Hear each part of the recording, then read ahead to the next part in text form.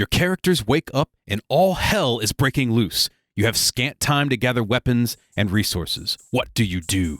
Tonight, we're talking about the varied genre of survival games and how you can run one of your very own. That's how we roll. That's how we roll. That's how we roll. That's how we roll. That's how we roll. That's how we roll.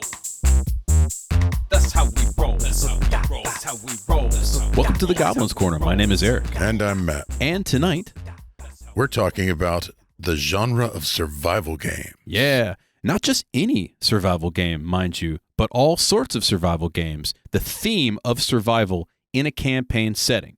Indeed. And tonight, we'll show you how to run either an entire game dedicated to survival or maybe as a mini adventure in one of your own campaigns. Indeed.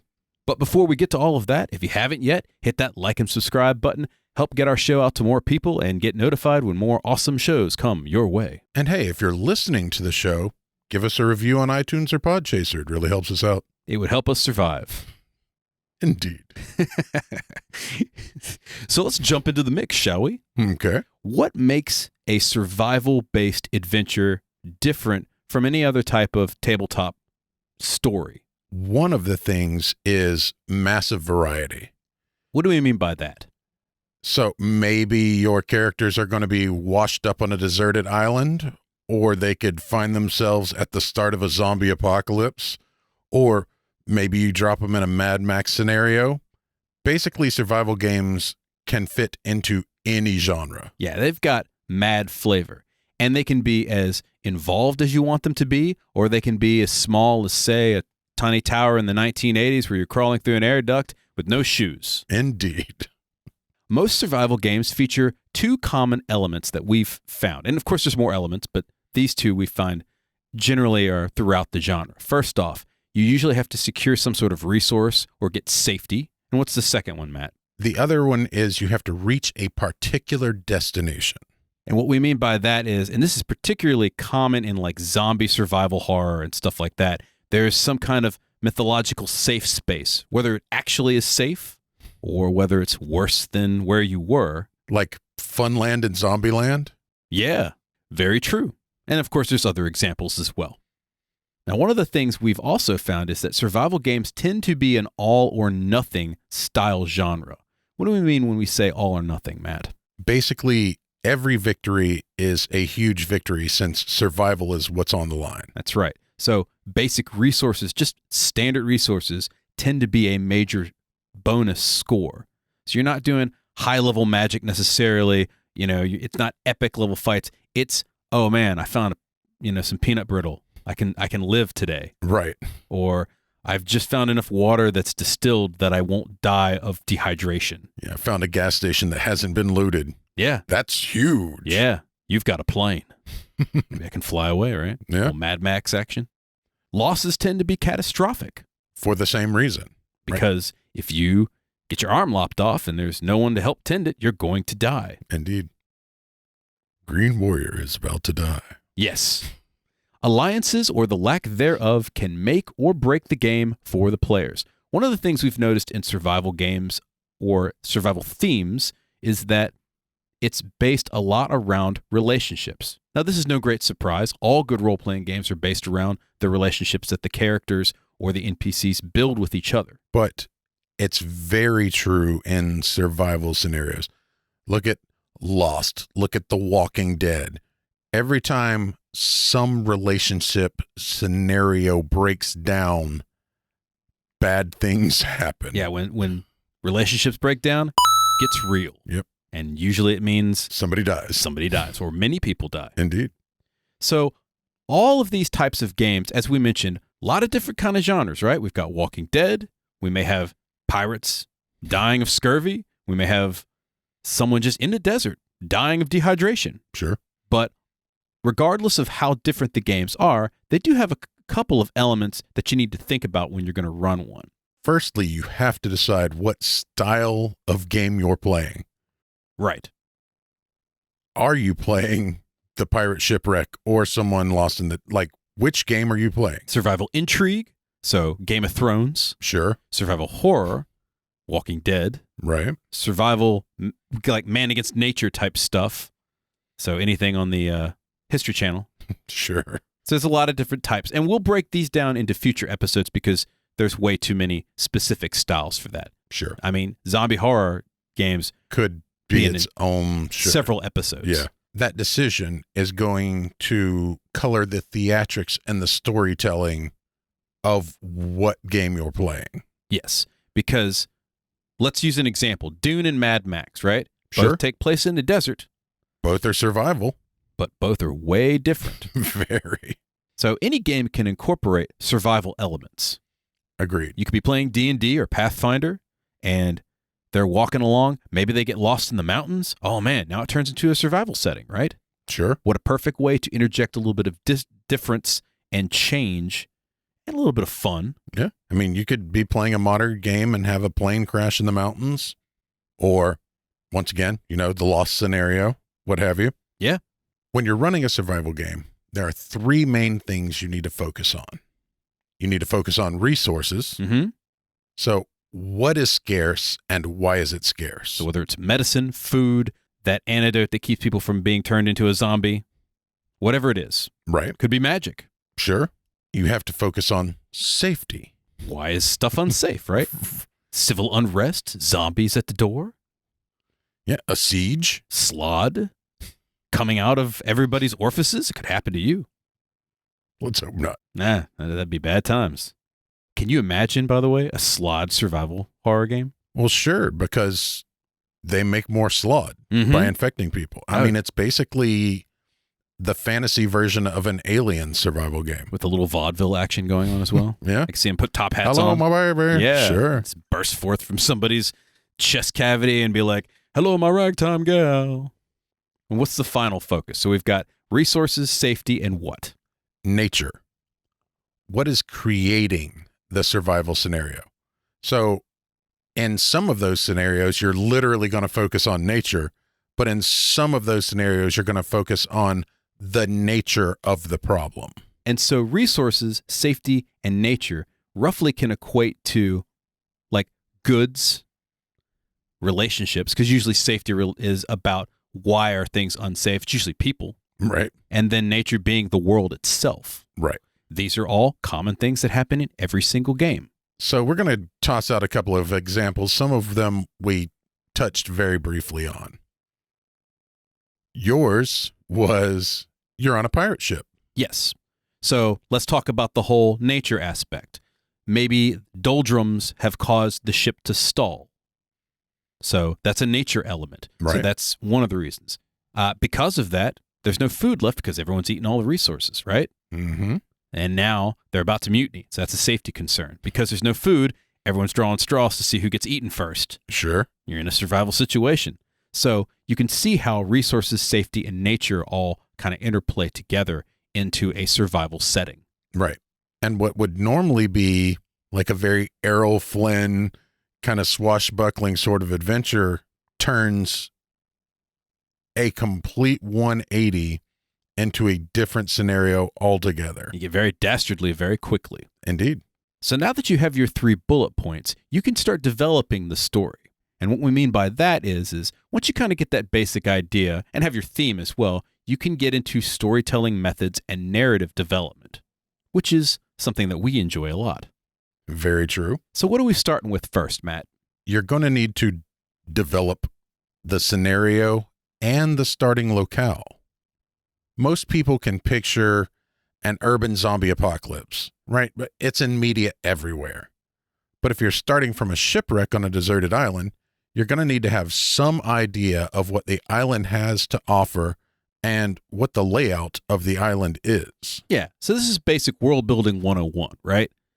Figure out, like, are you going to start small and expand, which we'll get into in a minute, or is it going to be a whole worldwide event? Like, where are you starting out? Sure. Next up, we have, The history of the world. okay, we've got a basic idea of the scenario and starting locale. Now we're talking about expanding that stuff out. So what are some elements to that? When you're developing the history of the world, do the players know how we got to this situation or even where they are? Yes, because whatever the players know is how the world is built. And that can either start off from a session 0 or session 1 even. Or even a player handout. Yes, absolutely. For example, in a siege scenario, the players are likely to know basically everything that's going on and how the scenario started. Whereas with a shipwreck, they may not even know where they are, let alone what's going on the island, or even if the island is inhabited, depending on the size of it. So going back to the TV show Lost, right? Right. They wind up, they wake up, oh man. On a beach. Yeah, on a beach, got a plane crash. There's mysterious stuff going on. Some people are exhibiting strange signs. Sure. Yeah, could be anything, right? So DMs have a rundown of what people know and don't know. And it doesn't all have to be the same, by the way. You can literally say, your character knows this, whereas the other character knows this stuff. Mm-hmm. So in that history, you should factor in that knowledge, including stuff like provisions, what kind of resources they might have had. Sure. And this could be built off your character if you wanted, or you could just have an assortment of things as you populate your island or shipwreck or middle of the desert area. Right. Take the siege example. If you're from the town, like if you're a guardsman or something, you might know where the armory is. You might know where the paths through all of the gatehouses and all of that stuff are. Yep. But if you're from outside of town, you might have an accurate count of the army because they were right behind you as you were trying to get into town.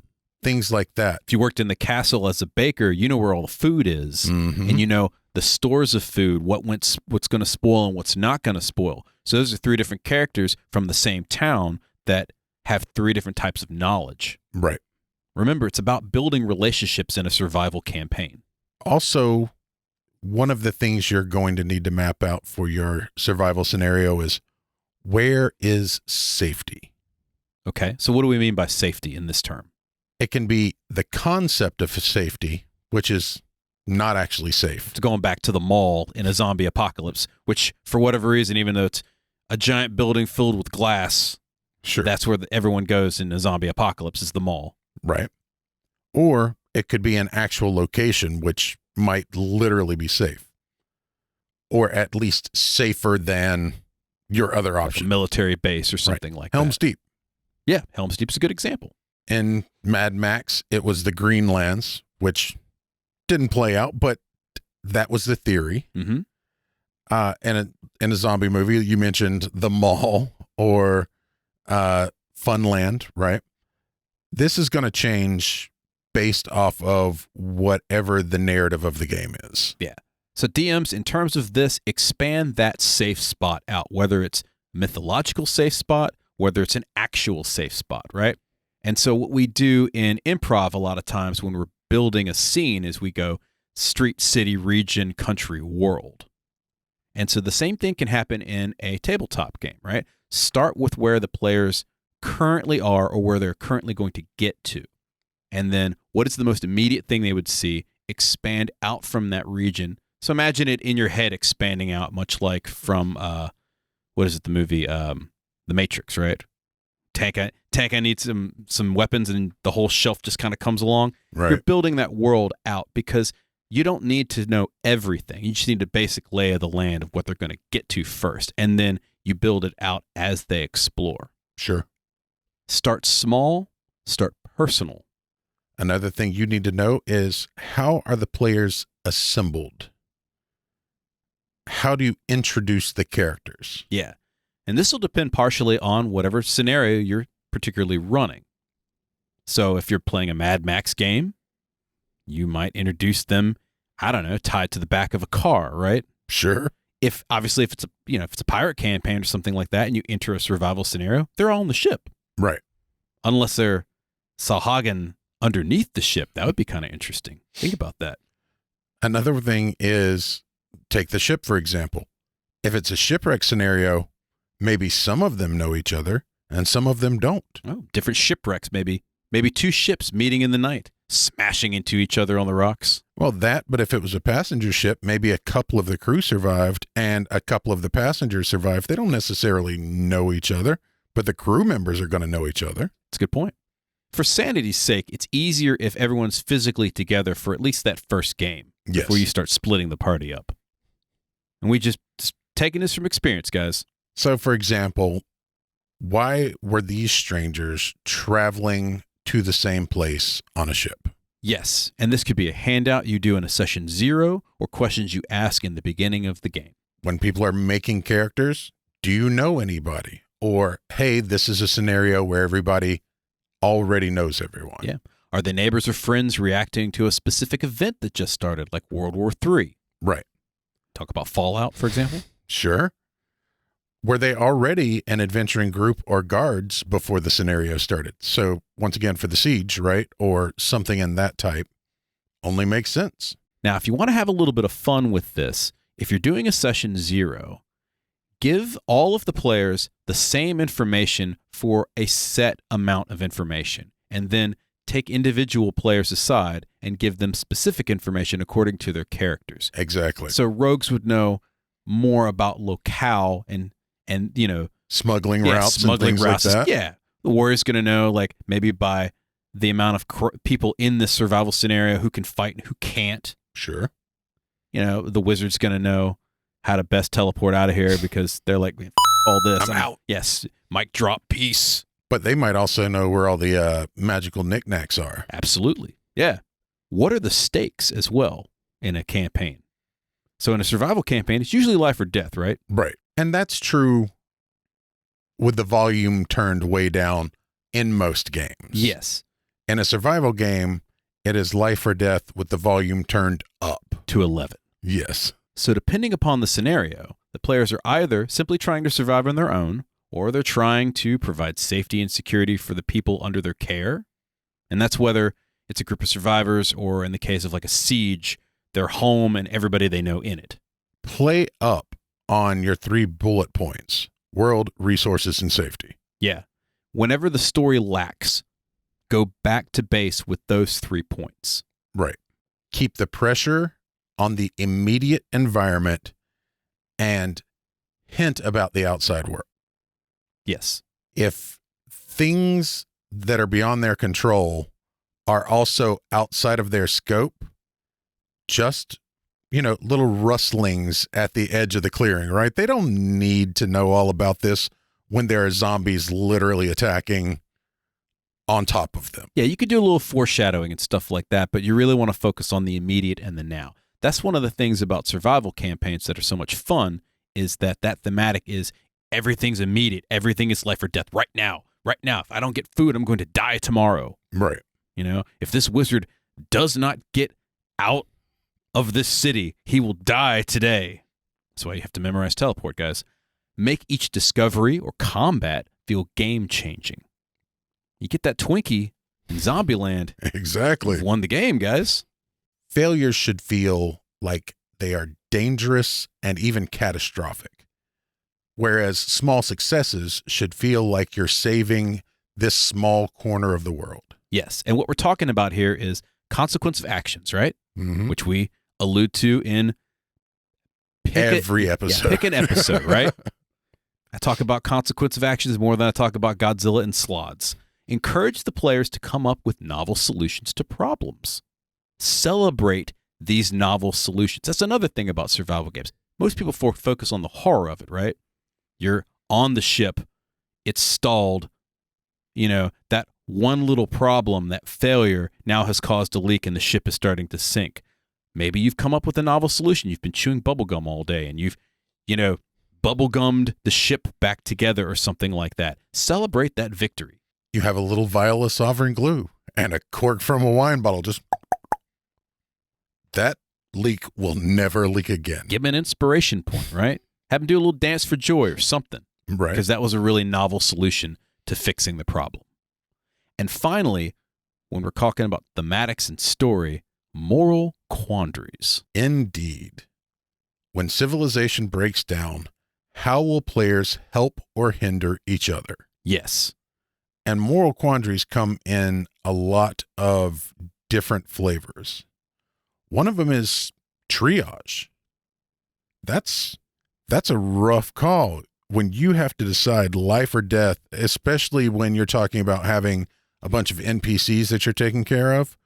Ooh, Which one lives, which one dies, right? Yeah. Who needs help the most? You love the baker, but the doctor's more useful. What you gonna do? Not only that, to kill or to not kill in a situation, the whole greater good, greatest benefit type stuff. So if you meet another party of people in this scenario, do you save them? Or if you save them, will they become a threat? Right. So these are fun moral quandaries you can throw into a survival campaign. Of course, with all of this stuff, session 0, all of this. Right. Because this is deep. Yeah.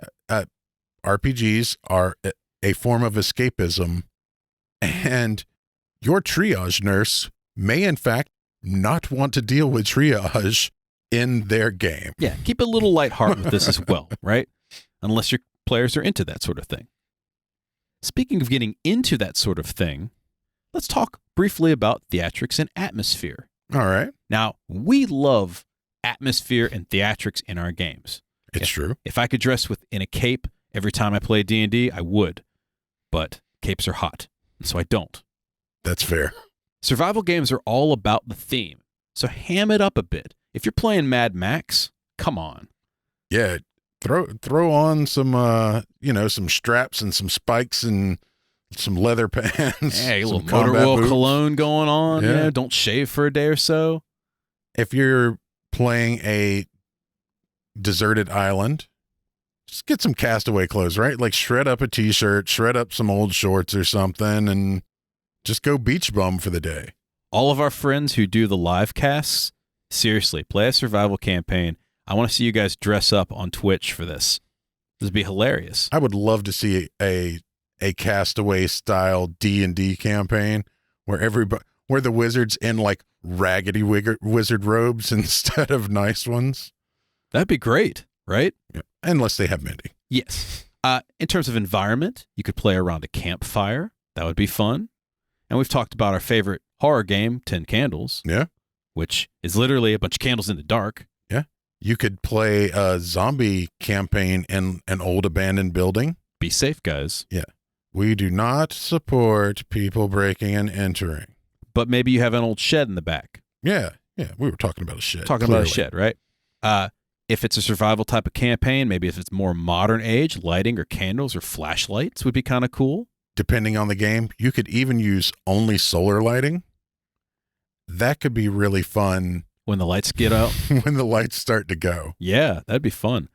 We encourage sound effects. So having a soundboard really increases the tension in the game, and a savvy DM or GM would emphasize that.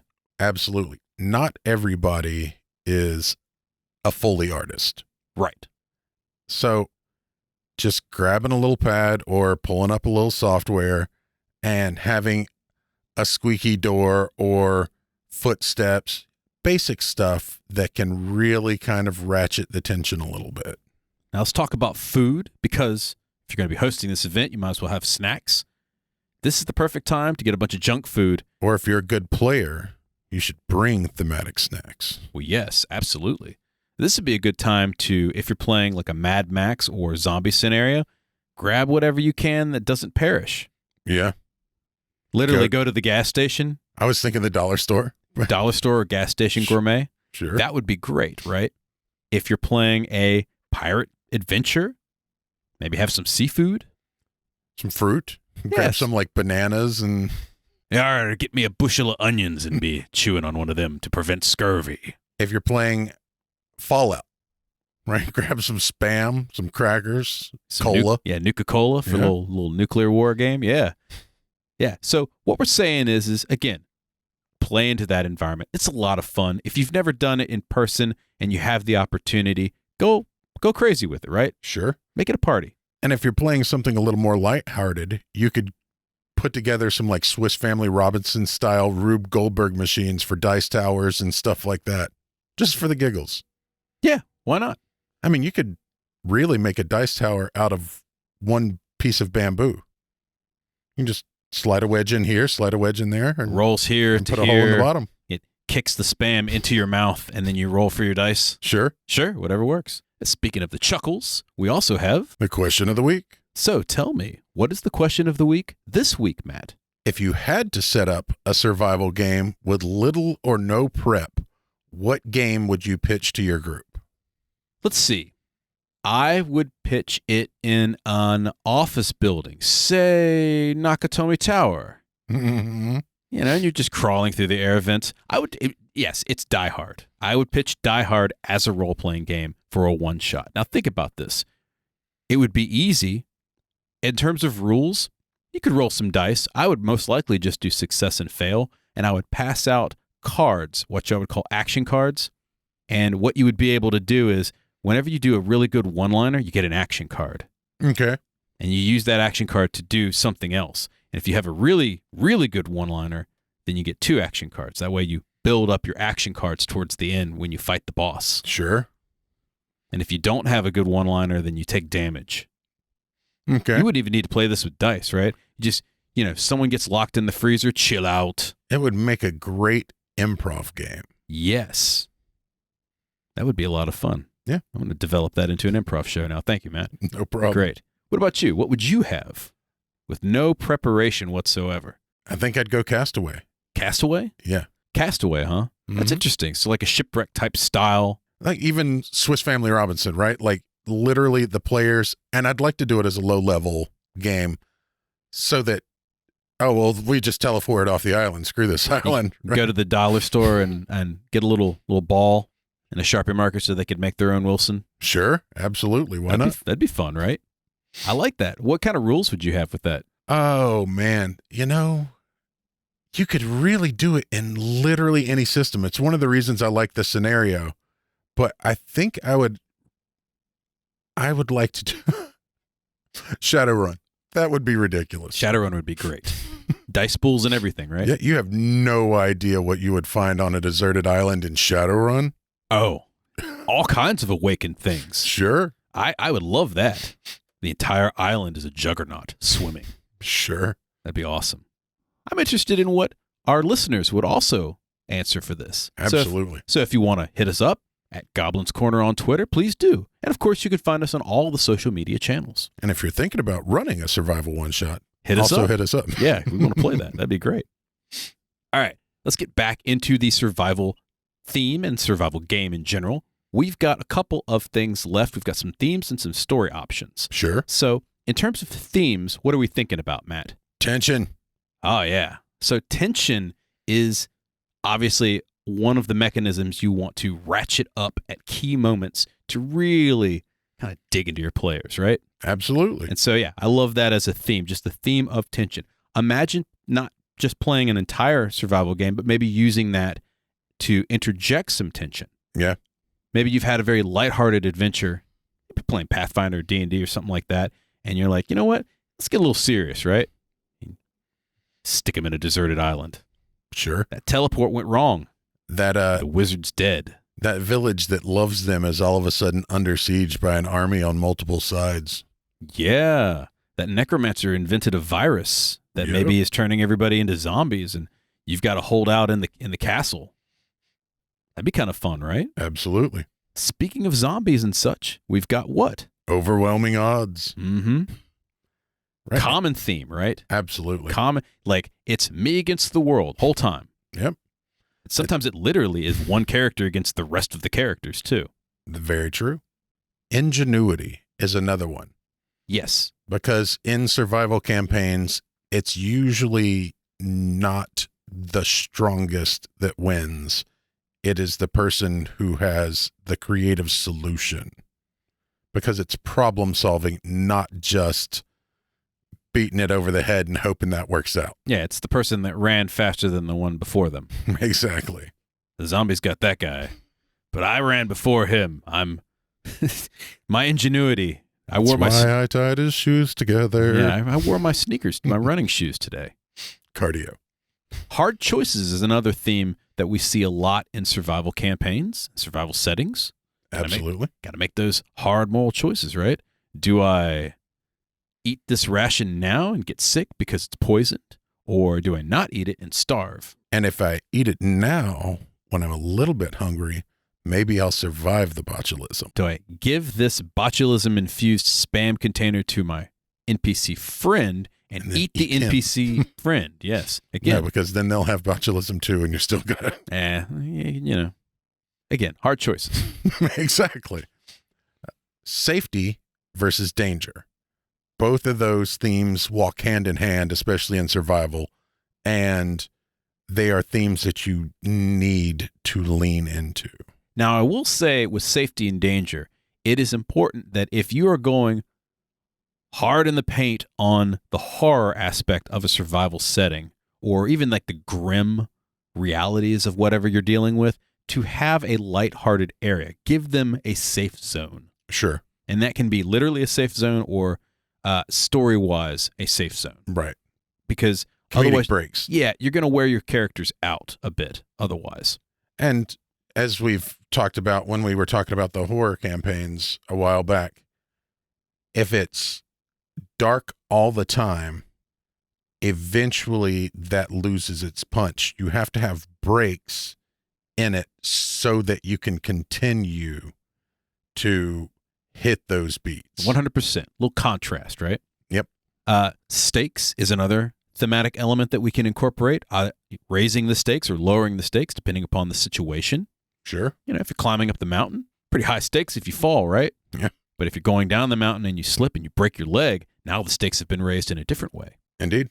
Another one, which is omnipresent in the survival genre, death. Or certain death. It's true. Yeah. And that's a fun element to play. Not necessarily for the characters because they're going to die, but kind of you're building this world where the stakes are life and death. And you show examples of that generally in the NPCs around them dying, or even third-party elements of that massive people have died. So like a nuclear war survival setting is a good example, right? Sure. Nuclear war. We're underground. We're in a bunker. There's 5 people with us in this game, and we know that everybody else outside is dead. Yep. But we keep hearing screams and some scratching at the door. At the vault door. What is it? Is it a ghoul wanting to have a drink with us, or is it something worse? In fact, this makes me think I would change my game of what I'd want to run to what if you pitched a game where you tell all of the players, you're going to die. The question is, how long can you survive? So 10 candles is what you're saying. Right, but and you could play it as a 10 candles game. That'd be great. But any type of game where the whole premise is for your characters to survive as long as possible. And it's kind of like a pat on the back, right? Because you could replay the same scenario multiple times. We got to day 7. Yes. Yeah, that'd be kind of fun. And finally, one of the themes that is ever present in a lot of survival settings and campaigns is the concept of rebuilding. Oh, yeah. Because there's an aftermath. So something bad went down. And these are usually the campaigns that have like the world-shattering events, but not necessarily, right? If you're lost in the desert and you make it back to civilization, how do you rebuild? So that might be physically rebuilding because your character is wasted away. Yeah, wasted away or something like that. Or it could be healing, or it could be mental. Sure. Which is a really fun avenue to explore as a player character. Or in a Mad Max game, right? Literally rebuilding civilization. Exactly. Yeah, this is Barta Town. So let's talk about, since we've just went down and touched several of them, let's talk about some story options. Okay. And this is not an exhaustive list. It never is, but nor does it need to be a singular list. You can feel free to mix and match. Absolutely. So these are a couple of our favorite types of story options for a survival campaign. We've already alluded to this multiple times, a shipwreck. Right. Either only the party survives or maybe several extra people, including the PCs, survive. And this provides a lot of stakes and some options for the PCs to, interplay with people. Yeah. That's always fun, right? Shipwrecks are cool. They are. Another one we've already alluded to a bit, the doldrums. Players must make it home and are stuck in the woods, ocean, tundra, etc., where the environment is the enemy, the static environment. So yes, it could be the doldrums on a ship, but it could also be a whiteout blizzard, which realistically is just the doldrums on the taiga. Yeah, what we're alluding to in terms of the doldrums is they're stuck someplace in the world. Right. And so that's a fun avenue to explore, again, in any campaign. And if you're a monster, if you're an absolute monster of a DM, you start with the doldrums on the ship, the wind finally picks up, it's a hurricane, and then you go straight into the shipwreck scenario. Oh, that would be great. I was thinking the doldrums in a space campaign would be really cool too. Their engine's stalled. They're a million miles from anything. Yeah. How do they survive, right? That's kind of fun. An oldie but goodie, zombie apocalypse. Sure. Do we need to say anything? Could be modern, could be sci-fi, could be fantastical or medieval, could be all three. We approve of zombie games, honestly. Yeah. I like zombies. Wait, another one we've alluded to a bit, Mad Max / Diesel Punk. Yes. And realistically, this kind of flavor could be applied to any genre where resources are the enemy here. So Dark Sun is a Mad Max style fantasy game. world. Yeah. 100%. Because the resources is magic, right? Magic is a resource that has destroyed the world. Tatooine is a Mad Max, yeah, because water is gone, right? Right. So any world that has a specific element where things are needed to survive and either something has destroyed those resources or they're just really scarce is a great element for survival. Also, another one I've touched on a couple times is the siege concept. This also is not genre specific. Think Aliens, Independence Day, any classic medieval castle or fortress siege. Safety is the enemy here. Well, realistically, the people sieging are the enemy here, but the lack of safety. Yes. So again, we're going back to those three things, right? Resources, nature, or safety. And so in this case, you're stuck someplace with a group of people, and it's all about interpersonal relationships. Yeah, it can also be about the enemy at the gate, but most likely in a survival scenario, it's about dealing with everybody that's stuck in one place. And if you're succeeding at the siege portion, then before long, it becomes a resource problem. Yes. Because that's the problem with sieges. On the opposite side of the fence, what if you have too much room? So settling a new place, whether it's landing on a new planet or finding a new continent, even creating your own demi-plane, what have you, right? Right. Keep an eye on a lot of the misused tropes. Sure. You could easily slide into a colonizer type trope or place that you don't want to be in. Right. But in this case, it's the unknown is the enemy. Right. And so it's about how do you survive in a place that you have no knowledge of. And Right. so that's the biggest difference with like a settling scenario. Sure. Like in Prometheus, where the doctor is looking around at stuff and he looks at the flower and it frickin' kills him. Oh, yeah, because it ends up being an alien, right? Right. Yeah. Things like that. Also, another option is the trip. Basically, something terrible is going on, but there are rumors of safety some given distance away. The party just has to survive the trip to this new place and find safety. So the trip itself is the enemy, or even maybe misfortune or the concept of misfortune. Yeah. And that's a lot of fun. We talked about some sci-fi stuff, but another fun trope that you can throw in is like a damaged ship or a damaged starbase or something like that. Or even, honestly, just a damaged boat. Sure.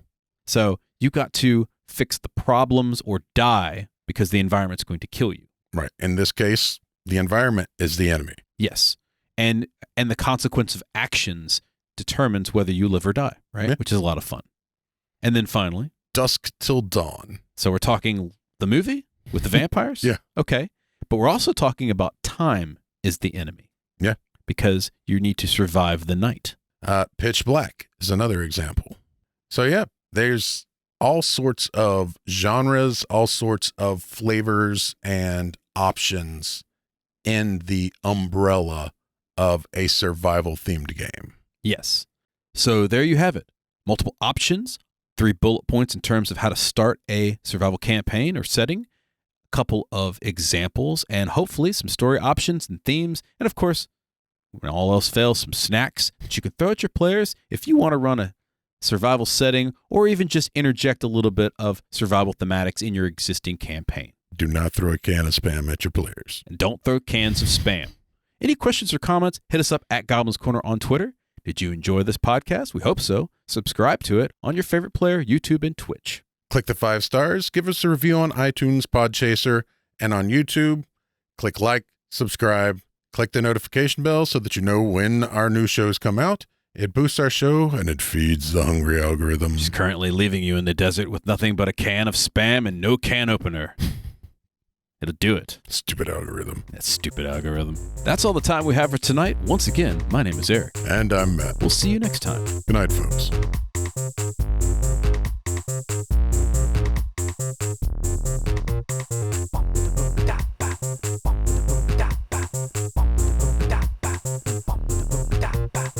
In a world where the Goblin's Corner is by Matt Staples And Eric Holden.